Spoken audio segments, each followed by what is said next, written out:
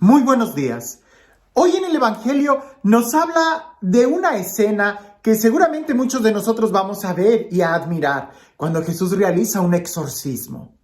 Pero el contexto en el que el evangelista nos marca esa liberación es muy fuerte y creo que en cierta manera ahí está la enseñanza. De que Jesús realiza exorcismos, pues lo sabemos, pero el por qué o el contexto, qué sucedió al lado de ese exorcismo, de cuando Jesús expulsa a ese demonio, es una gran enseñanza para nosotros el día de hoy. Vamos a escuchar el Evangelio y te invito a que trates de poner atención en lo que está sucediendo, en los detalles que el evangelista nos está narrando, que San Marcos nos habla para presentarnos ese milagro. Recuerda que los milagros son como un signo de otra realidad, de una realidad superior.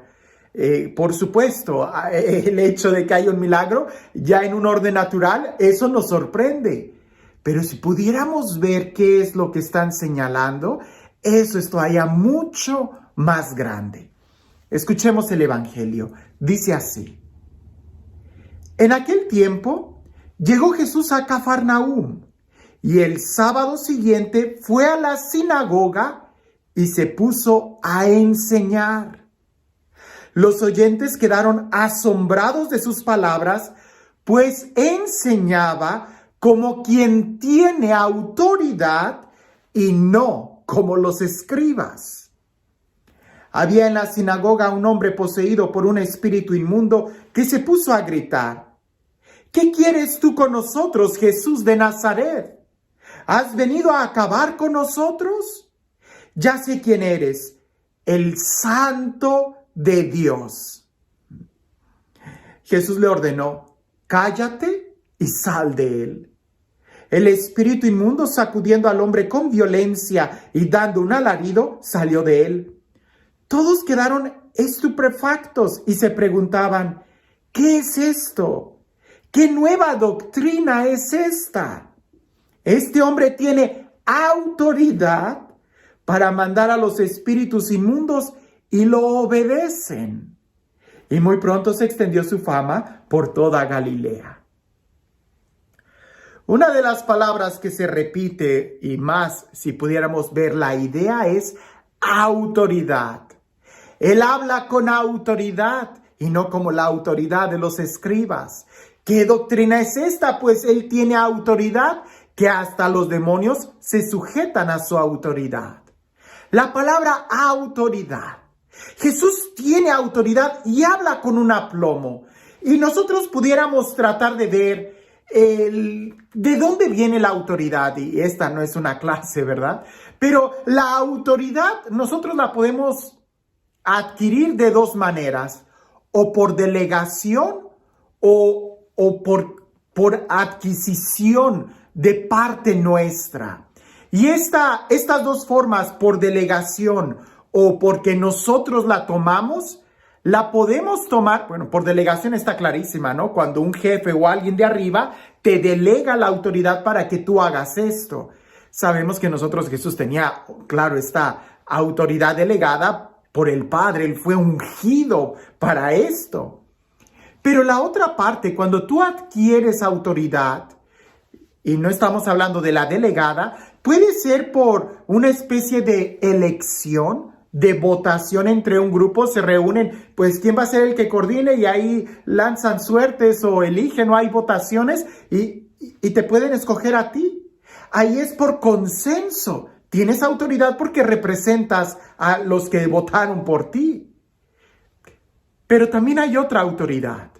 Y esta otra forma de adquirir la autoridad va más en función de ti mismo, es más inherente a ti. Aunque no te la deleguen o aunque no sea por elección, tú puedes tener autoridad cuando la forma en cómo vives te respalda. Ya sea porque has reunido las cualificaciones de haber estudiado, de tener experiencia o de vivir lo que estás diciendo.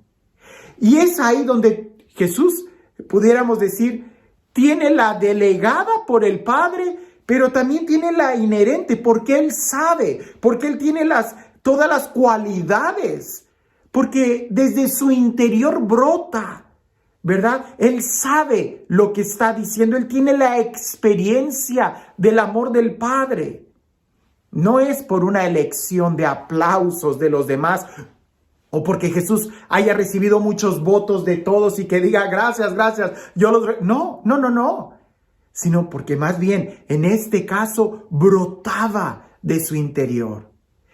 Y creo que incluso para los que están escuchando a Jesús, esta era la autoridad que veían en Él.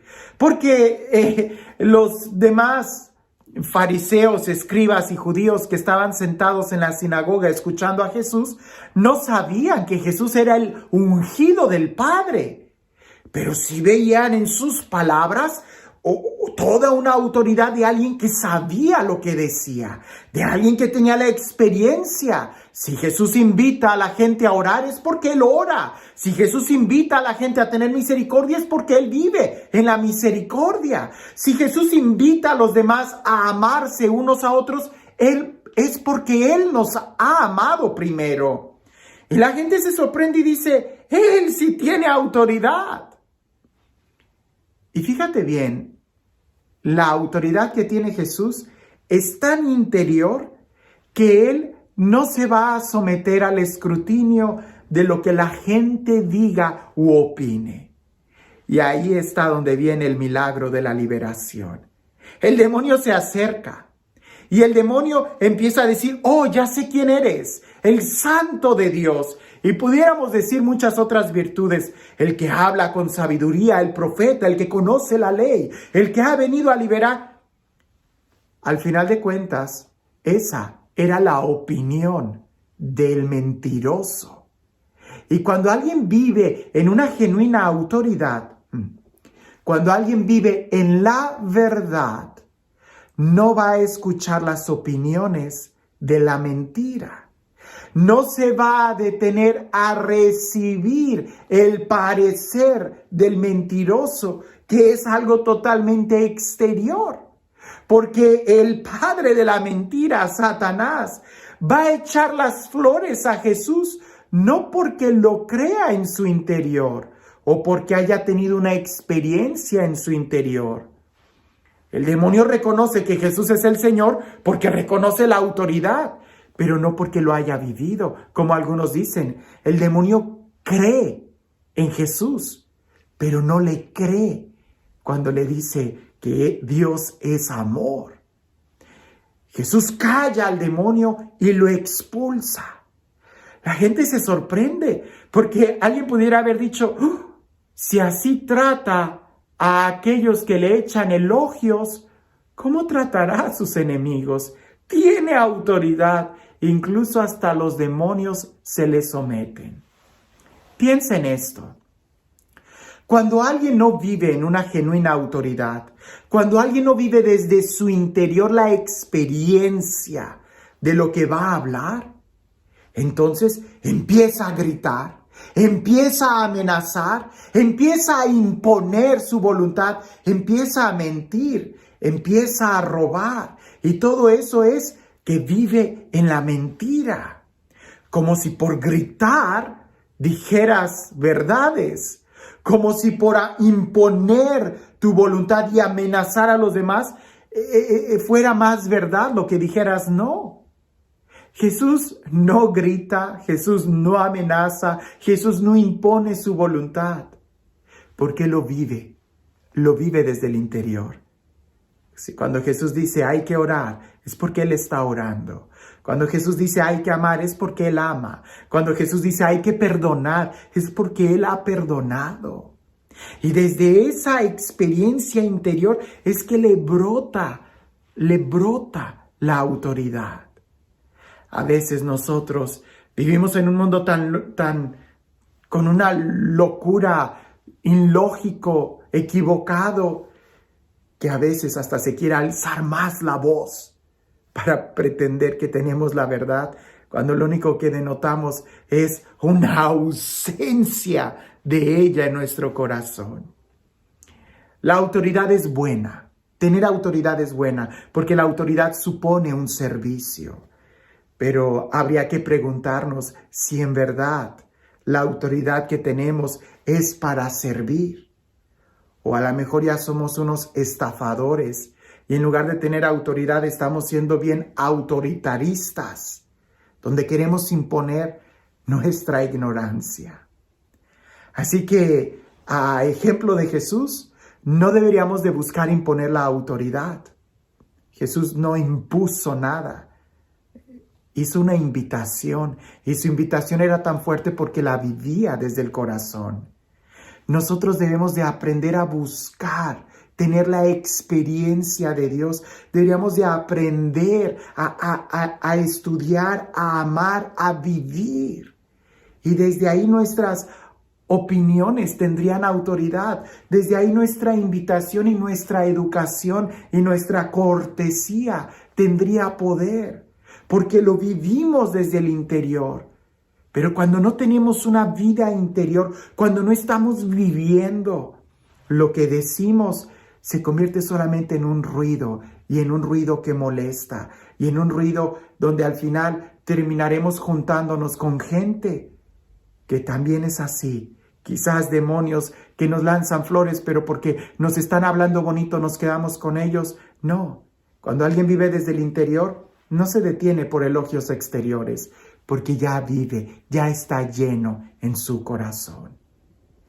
Así que este Dios que ha venido a darnos una invitación, este Dios que nos invita a vivir en el amor, a vivir en la paz, este Dios que nos llama a que podamos tener una vida interior tan llena que se vea manifestada en nuestras acciones, que sea Él quien el día de hoy nos bendiga. En el nombre del Padre, del Hijo y del Espíritu Santo. Cuentan por ahí que había un reportero en un pueblo que empezó a hacer preguntas a los ciudadanos de ese pueblo diciéndoles que qué opinaban del alcalde. Fue y le preguntó al dueño de la tienda, ¿usted qué opina del alcalde? Y el dueño de la tienda dijo, ese es un ladrón, es el peor ladrón que hemos tenido en toda la historia de este pueblo. Bueno, el reportero fue y le preguntó al maestro de la escuela, ¿y usted qué opina del alcalde? Y el maestro de la escuela dijo, es un burro, es un analfabeta. ¿Cómo es posible que hayamos caído tan bajo en este pueblo al haberlo elegido como alcalde? Bueno, el hombre fue y le preguntó a aquella persona que estaba en la esquina al tránsito, al policía, y le dice, ¿y usted qué opina del alcalde?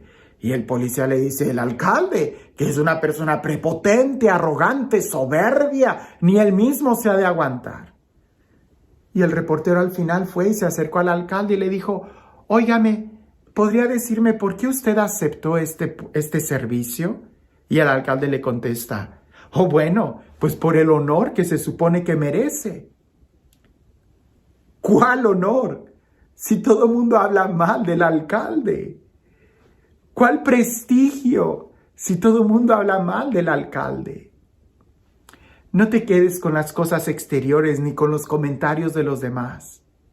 Jesús no escuchaba las voces de los demonios, los callaba, porque Él en su interior escuchaba la voz del Padre. Y eso, el saber que se hace lo correcto, es lo que al final nos da la autoridad, nos da la paz.